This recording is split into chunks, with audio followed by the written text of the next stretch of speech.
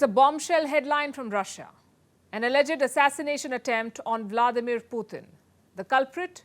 According to the Kremlin, it's Ukraine. The Russians have already put their bombers on alert. Explosions are being heard in Ukraine's Kherson. It's all very confusing and uncertain right now. So first, let's hear the Russian version of events. The assassination bid is said to have happened last night.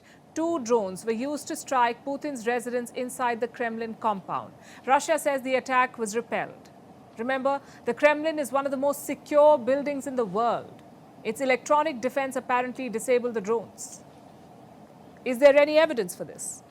Well, so far, there isn't. Nothing concrete. All we have is this video being circulated on Russian social media. It shows a flying device heading towards the Kremlin. But as it gets near, it bursts into flames. Could this be a Ukrainian drone? Ukraine says absolutely not. They claim to have no knowledge about the attack. Listen to this. Regarding drones over Kremlin, everything is pretty transparent and clear, but I will talk about it anyway. First of all, Ukraine undoubtedly has nothing to do with it, because there is no military value in such actions.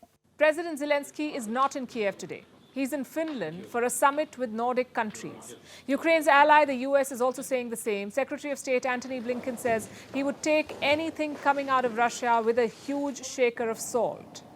As for these videos, they're not verified. As of today, they're just claims from Moscow, and that's the tricky part. It's hard to verify things in a war. It's one version versus another. Let me quote Russia's official statement. 2 unmanned aerial vehicles were aimed at the Kremlin as a result of timely actions taken by the military and special services with the use of radar warfare systems. The devices were put out of action. The Russian side reserves the right to take retaliatory measures where and when it sees fit. Where was Putin when the attack happened?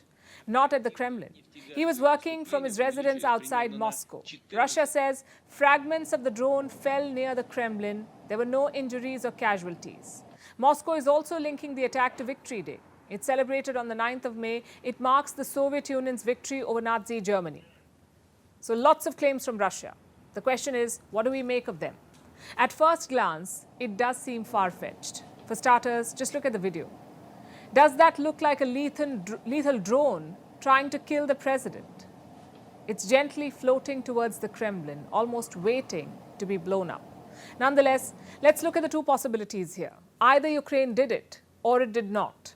Possibility number 1, Ukraine did try to kill President Putin.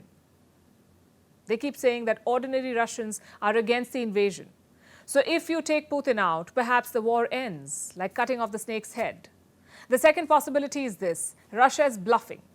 An attack on President Putin is an excuse to escalate. In fact, Moscow has already warned of it. Their statement says Russia reserves the right to take retaliatory action. And remember, alleged assassination plots are not new for President Putin. Reports say he has survived 5 attempts. None of them has been officially confirmed by governments. Many critics also dismiss it as propaganda, as an attempt to build the mystery and aura around Putin. Was this a similar case? Well, the timing is certainly suspect. Multiple sabotage cases have been reported in Russia in the last few days, most of them near the border with Ukraine. 2 trains were derailed in alleged sabotage attempts, one on Monday, another on Tuesday. Russia has blamed Ukraine for both, but Kyiv has been silent. They've neither confirmed nor denied any of these claims, and that's one reason why this assassination story is spreading fast. Another reason is the looming counteroffensive. Zelensky says it will start soon. Listen to this. This is why I am sure we will soon have aircraft, because we will soon conduct an offensive. And after it, I am sure we will be given planes. I would rather it was the other way around, as it would be easier for us. But it is like it is, and we are grateful for everything. Ukraine wants to retake territories occupied by Russia. If that is indeed the case, then a Russian escalation could blunt Kyiv's plans.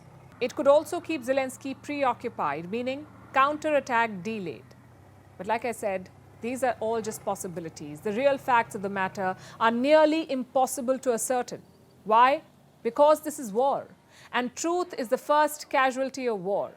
Zelensky says he has survived at least a dozen assassination attempts, a dozen in just over a year. Recently, he said he would have fought to death if Russia attacked his compound. And days later, this happens. If Ukraine did plot this attack, it's a laughable attempt. Using drones at the Kremlin is like plunging needles into an elephant. It's pointless and counterproductive. Plus, a failure would give Russia the initiative, something that the Kremlin already is doing. The next couple of hours will be crucial in this episode. An assassination attempt on the president of a nuclear state is no laughing matter, especially when that state is at war. We can't say whether the attack was fake or real, but here's what we can say. This may lead to an escalation. So both Russia and the West must show restraint. It's important to not raise tensions further with irresponsible statements. We'll be tracking this story closely. Are India and China rethinking their neutrality on Ukraine? I know it sounds impossible, but here's why I ask. Last week, the UN General Assembly passed a resolution. It was pretty routine stuff. The resolution talked about cooperation between the United Nations and the Council of Europe. Quick side note. The Council of Europe is a human rights organization. It has 46 member states, most of them in Europe. Its job? To defend human rights, democracy, and rule of law. Now, coming back to the United Nations, 122 countries voted in favor of the resolution, 18 countries abstained, only 5 opposed. Do you know what India and China did? Both supported the resolution. And why is this significant? Because of the language used in the document. Listen to this. The General Assembly recognizes the unprecedented challenges now facing Europe following the aggression by the Russian Federation against Ukraine and against Georgia prior to that. Let me repeat. Aggression by the Russian Federation. That is not neutral language. That language clearly mentions who is the aggressor and who is the victim. It's just short of calling it a war, which is why India and China's support is raising eyebrows. Remember, neither country has called it a war. Neither country has accused Russia of aggression. So why have they supported this resolution at the United Nations? And more importantly, does it signal a change in policy? I'll answer the second question first. No, there is no change in policy. The vote was probably prompted by the broader resolution. Russia is just mentioned twice in the text. The rest of it talks about generic stuff like the pandemic, democracy, sustainable development. Important but non-controversial things. Perhaps that's why India and China voted in favor. Having said that, we cannot totally dismiss this development, and I'll give you 2 reasons why. Number 1, the West is going to town with it. They see this as a symbolic victory against Russia. Take a look at what the EU's foreign policy chief is saying. Resolution adopted by 122 votes, including key partners such as India, Brazil, China, and Indonesia. The resolution clearly qualifies war against Ukraine as aggression by the Russian Federation. Well, he's not wrong, because the resolution does exactly that, and countries like India, China, and Brazil did support it. These are all countries that have remained neutral so far. Now, the second reason why this is an important development. Voting for or against the resolution was not the only option. India could have abstained from the vote. It's done it in the past. South Africa abstained, for instance. Tajikistan and Uzbekistan abstained. So did Iran. And these countries are very close to Russia. Tajikistan and Uzbekistan are treaty allies of Moscow. Yet they chose to abstain. So why didn't India and China do the same? Only the governments can answer that question, especially Beijing. They've even proposed a peace plan to end the war. 12 points, 0 takers. Even that plan does not use the word Russian aggression. It talks about the quote-unquote Ukraine crisis. That's what China calls it. So symbolically, this vote will raise questions. Could China be looking to squeeze Russia or maybe pressure Moscow into offering concessions? At the moment, this is all speculation, but the larger picture is this. The longer this war drags on, the more pain countries will feel. More inflation, more supply chain issues, more shortages. If that turns into public outrage, every country will be forced to rethink. Have we reached that point yet? Definitely not. Until then, we must take the symbolism out of the resolutions. It's not a political win as the West would like to call it. Neither is it a setback for Russia. Because sometimes diplomacy is more complicated than a yes or no. All the lonely people, where do they all come from? Where do they all belong? The Beatles perhaps had a thing for existential questions. But long after the song came out, I think the lyrics are still relevant. They're worth thinking about because amidst all the clutter and concrete in our cities, an unlikely catastrophe is brewing. It's being caused by a quiet beast, one that could kill us. I'm talking about loneliness, and no, I'm not blowing things out of proportion. I'll tell you why. But first, the basics. What is loneliness? It's the gap between the level of connectedness that you want and what you have. It doesn't sound like a big deal, but it is. It is as deadly as smoking 15 cigarettes a day. Says who? The US Surgeon General. His name is Vivek Murthy, and he's called loneliness the latest public health epidemic. This made headlines, but this information is not really new. Study after study has said loneliness is hazardous. It's villainous. Protected by a cloak of invisibility, it looms large. Today, a third of the world population suffers from it. 45% of the people in the UK are lonely. What about India? 65% of the elderly in India are victims of loneliness. In the US, nearly 50% of the population is lonely. What do these numbers tell you? The world is uniting in its profound sense of isolation, and loneliness is not discriminatory. It treats everyone equally, rich and poor, young and old, introverts and extroverts. Do you know what it does to your body? It increases the risk of premature death by 30%. It leads to health conditions like diabetes, heart attack, stroke, dementia, depression, anxiety. It is also linked to poor performance, both at work and in school. So loneliness is clearly dangerous. What's worse, it is hard to know how it arises. For some, it's because of too much work. No work-life balance leaves you lonely. For others, it comes with big life changes like a new job or moving to a new city. Then there's technology. It was supposed to bind us. Instead, it has socially distanced us. And talking about social distancing, the pandemic comes to mind. It was the last straw for a lot of people. The Wuhan virus made us cull our social circles. It isolated us, especially the young. They report a 70% drop in time spent with friends since the pandemic began. 70% drop. So the reasons may vary, but one thing is clear: loneliness affects all of us at some point or the other. And this may sound ironic, but this knowledge is not necessarily bad. If loneliness is a shared experience, why not acknowledge it? Why not reduce the stigma around it? And as personal as the problem sounds, it is a public health emergency, so it needs to be treated that way. It demands action and policy changes. Countries like Japan and the UK would agree. They appointed a loneliness minister whose role is to exclusively look at this epidemic and curb it. Because government intervention can help. It can build a stronger social infrastructure.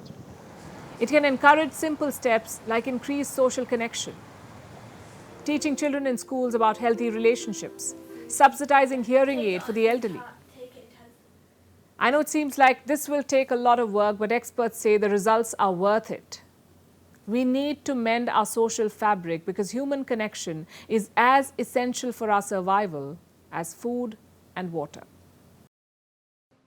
And now it's time for Vantage Shots, images that tell the story. Starting with the United States, a cop in Virginia escaped death by seconds. A sports car lost control and rammed right into the cop's patrol car. He suffered minor injuries. Parts of Italy are witnessing floods and landslides. A river is overflowing. One person has died while two have gone missing. And another edition of the Ocean Race was held where participants competed to cross the equator. Finally, what makes today significant? The 3rd of May, we're taking you back in history. On this day, the world's first spam email was sent. The year was 1978. The internet was at a very early stage. A company sent spam emails to about 400 people in the US. It wanted to sell its latest computer. Spam emails were apparently just as annoying back then. People were not particularly happy to receive them. But the strategy worked, and the company started receiving orders for its new computer. Fun fact, in 2017, around 60% of all emails sent was spam. We're leaving you with this. Thanks for watching. We'll see you tomorrow.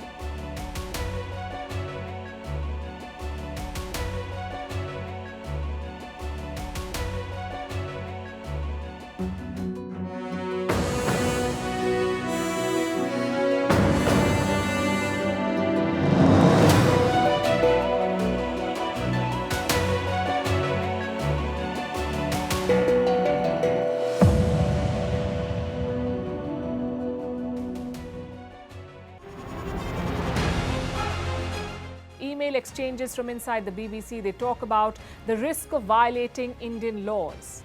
It's easier to rake up the freedom of speech debate, but does it give anyone a free pass to knowingly violate the law? America supports India because it needs India's support in return. And India is working with the US because it suits India's interests. This is how geopolitics works.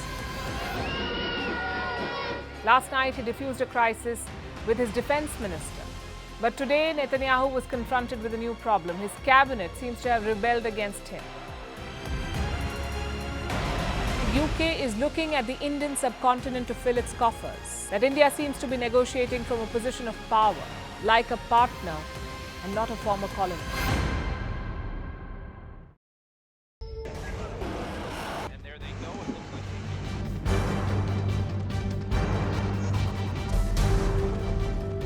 The US and Russia are dangerously close to an armed conflict.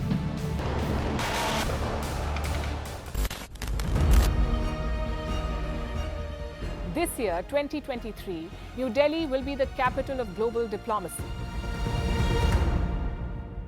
For a country as diverse as ours, with 88% of the population illiterate, it was a very big deal to write a constitution, and that too, the world's largest.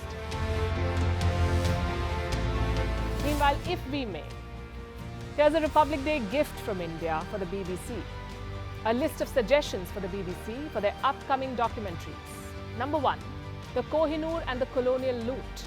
Number 2, an outdated monarchy and unhealthy obsession with the royals. Number 3, racism in 2023. We're waiting.